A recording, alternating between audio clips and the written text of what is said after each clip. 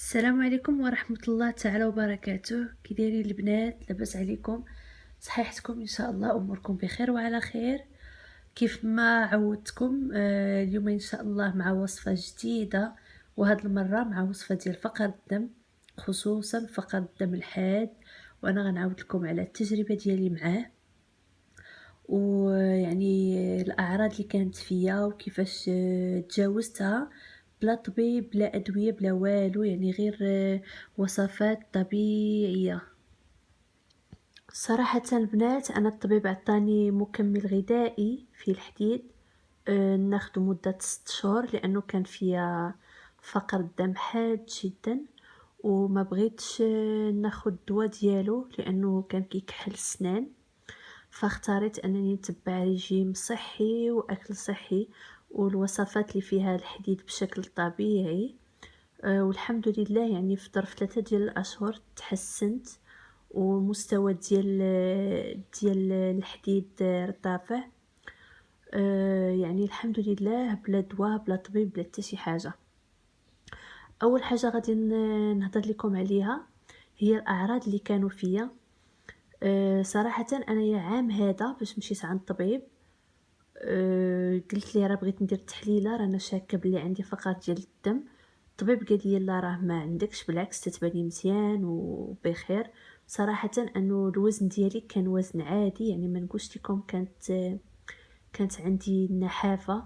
وهذه فكره مغلوطه جدا عندنا، تنقولوا باللي يعني اللي ضعيف بزاف هو اللي معرض لفقر الدم. بالعكس، يعني ممكن الانسان يكون غليظ بزاف ويكون في فقر الدم، لانه فقر الدم تيجي من سوء التغذيه، ما عنده حتى شي علاقه بالوزن.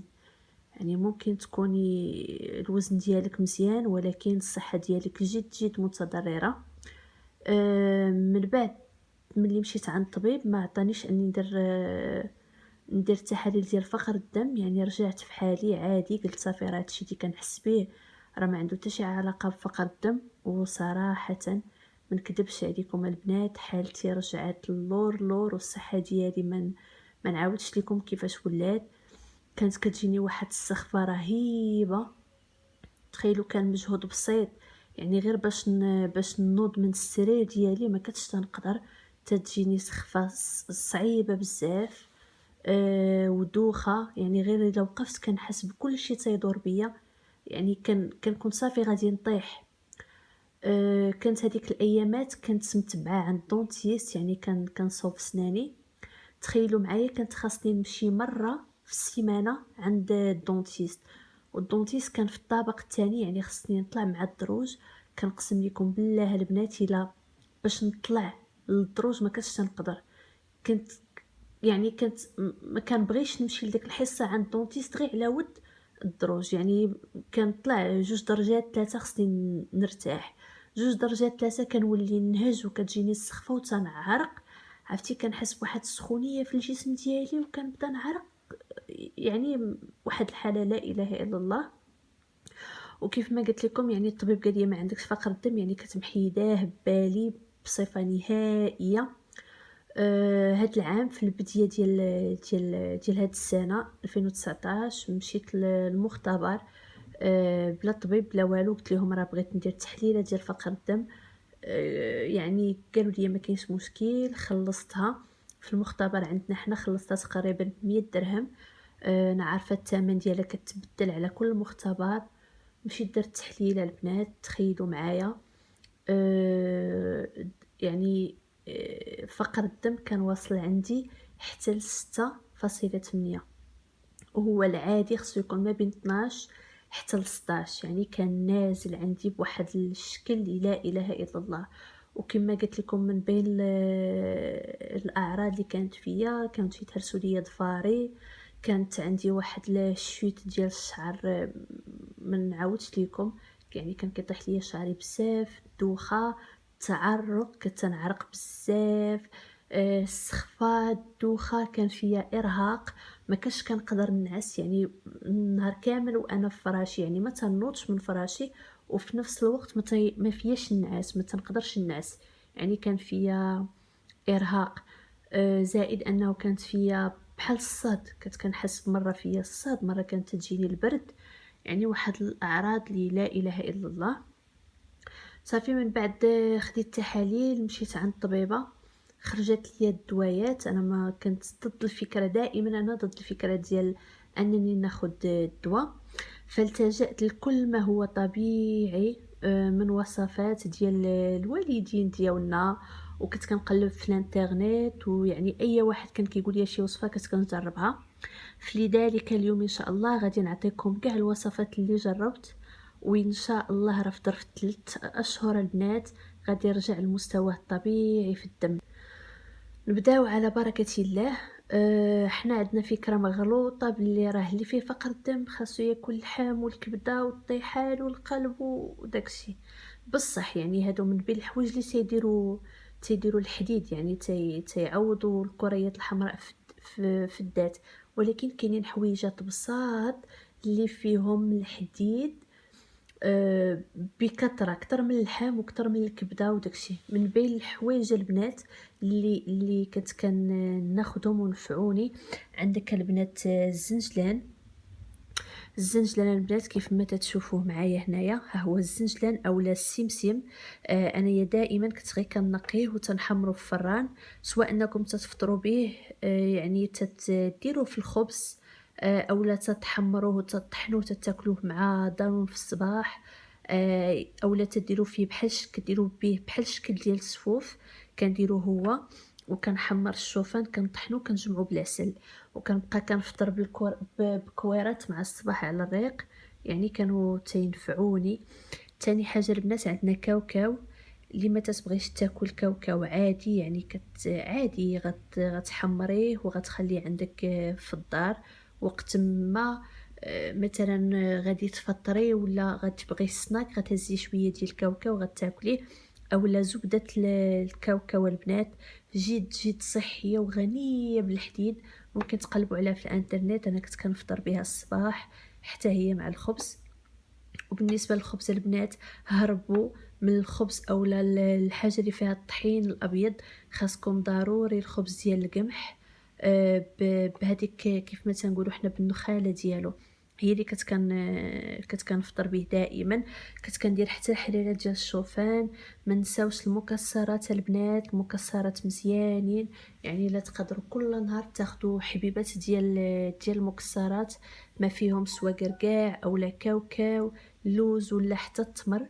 ومن الاحسن تاكلوا هادشي مخلط، يعني كل مره تهزوا شويه ويكون مخلط، تاكلوه يوميا.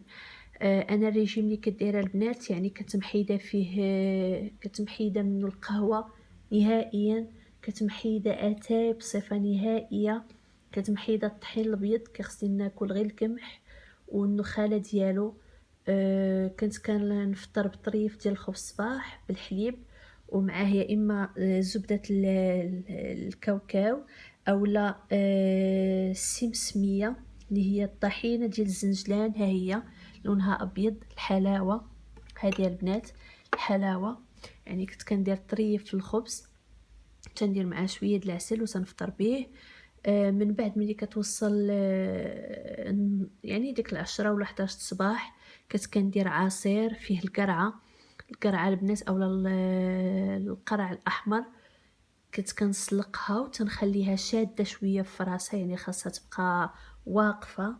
كنت كنطحنها مع الحليب وتنزيد عليها العنب اليابس اولا الزبيب، حبيبات ديال القرقاع والتمر، ونطحنها مزيان. يعني الناس اللي ما كيبغوش الحليب ممكن يعوضوه في الوصفات بالليمون، جد صحيه.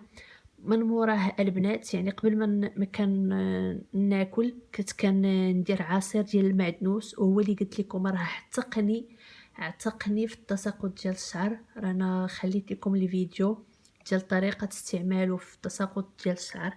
كنت كندير المعدنوس مع حبات ديال الفلفل الاخضر اولا الفلفله حلوه، كنت كنطحنهم وتنشربهم، يعني مزيانين لفقر الدم لواحد الدرجه ما تخيلوش معايا. كانت عندي هنا الحبوب ديال الكينوا، الحبوب ديال الشيا، هادو كاملين البنات غتلقاوهم في عند العطاره ولا المحلات التجاريه الكبرى. حبوب الشيا ولا الكينوا، يعني صحيًا حتى هُما فيهم الحديد، كاين البنات السوجة، شنو آخر؟ يعني بزاف د الحوايج، كاين العدس. أنايا هادو اللي غادي نقول لكم كاملين فيهم الحديد كتر من العدس البنات. عندكم الزنجلان في الدرجة الأولى، عندكم الصوجة، عندكم الكاجو، عندكم الكاوكاو، كاين البيستاش حتى هو، الكينوا، هداك لي زابريكو، هادوك المشماش البنات، المشماش اليابس أنا ما توفرش عندي اليوم، فهو غزال بزاف لفقر الدم. كنت كنديرو عصير مع المعدنوس. كاين حتى لي زيبيناغ. لي زيبيناغ البنات حقيقة عن تجربة راه غير واخدين داك الشنعة ديال راهم فيهم الحديد وفيهم لي زيبيناغ البنات. وقيتين ديال لي زيبيناغ يلاه فيها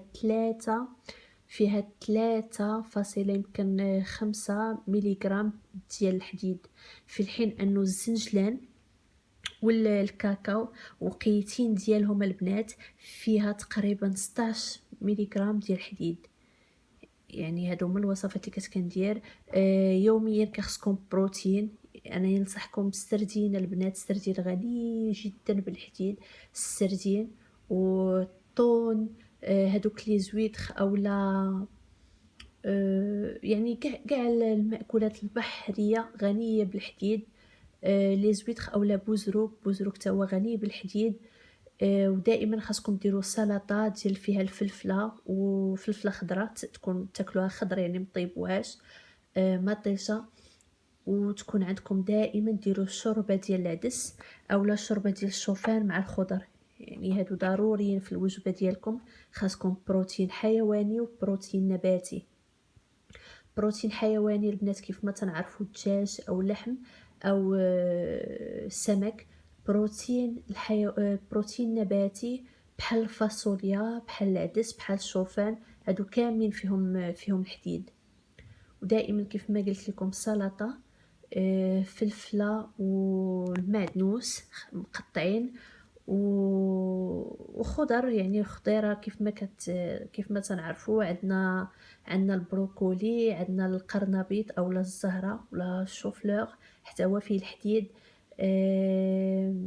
وفي العشيه كنت كناخذ سناك فيه الفواكه الجافه، يعني شويه مع كاس ديال الحليب، لانه الحليب خاصكم تشربوه بمقدار 2 كيسان في النهار. والعشاء كندير شي حاجه خفيفه، يعني سواء انني كناخذ شوربه ديال العدس اللي بقات ليا من الغدا، سواء انني كندير بيضه مسلوقه اولا تندير الجبن في طريفه الخبز والحليب. يعني مكذبش عليكم البنات، هذا هو الريجيم اللي متبعاه وفادني بزاف. كاين حاجه اخرى اللي يعني ما غتكونش متوفره عند كلشي، كاين المورينغا. هي تقريبا دايره بحال الحنه، كتباع مطحونه، غتلقاوها عند العطاره، قول ليه غير مورينغا. بالحق خاصكم تكونوا مأكدين باللي راها الاصليه اولا تتاخدوها اونلاين من شي موقع في الانترنت. ما توفرتش عندكم البنات ماشي مشكل، يعني كاع الحويجات اللي عطيتكم راهم صحيين الا ما توفرتش عندكم المورينغا. بلا ما ننساو كاينه البالباش او الشمندر او لا بيتخاف، يعني حتى هي كنت كندير منها عصير يوميا كنشربو ولا تنديرها في السلطه. حيدوا البنات اتاي وحيدوا القهوه بصفه نهائيه. ونتمنى ان شاء الله تكونوا استفدتوا معايا. والتجربه ديالي ما تنساوش تضغطوا على زر الجرس باش تستافدوا ان شاء الله من الفيديوهات اللي غادي ننزل مستقبلا. شكرا على التتبع ديالكم، نهاركم مبروك، تبقاو على خير.